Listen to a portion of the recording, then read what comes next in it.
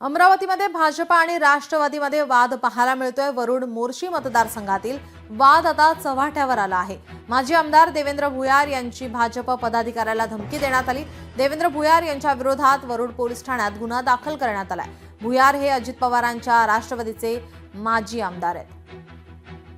देवेंद्र भुयार यांनी भाजपाच्या पदाधिकाऱ्यांना व्हॉट्सअप कॉल करून धमकी दिल्याचा आरोप आहे।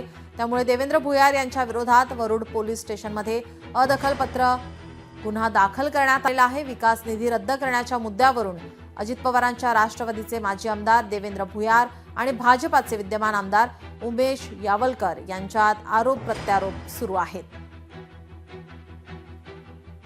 आपले प्रतिनिधी सूरज दहाड आपल्यासोबत फोन लाईनवरून जोडले। सूरज, अमरावतीमध्ये भाजप आणि राष्ट्रवादीतला वाद आता चव्हाट्यावर आलाय। नक्कीच आपण जर पाहिलं तर अमरावतीच्या वरुड मोर्शी मतदारसंघामध्ये भाजप आणि अजित पवारांच्या राष्ट्रवादीमध्ये मैत्रीपूर्ण लढत झाली होती। यामध्ये जर पाहिलं तर विद्यमान आमदार जे देवेंद्र भुयार यांचा पराभव करत भाजपचे उमेश यावलकर यांचा विजय झाला होता। मात्र आपण जर पाहिलं सातत्यानं माजी आमदार आणि आजी आमदारांमध्ये जर पाहिलं तर या ठिकाणी सातत्याने या ठिकाणी खटके उडत आहेत। पण जर पाहिलं तर करोडो रुपयाचा मी विकास कामाचा निधी आणलेला होता। मात्र जर पाहिलं तर इथले भाजपचे विद्यमान आमदार उमेश यावलकर यांनी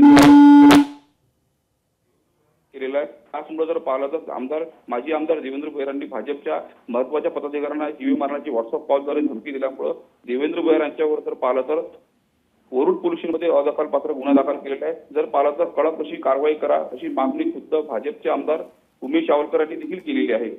जी, धन्यवाद आपण दिलेल्या सविस्तर माहितीसाठी।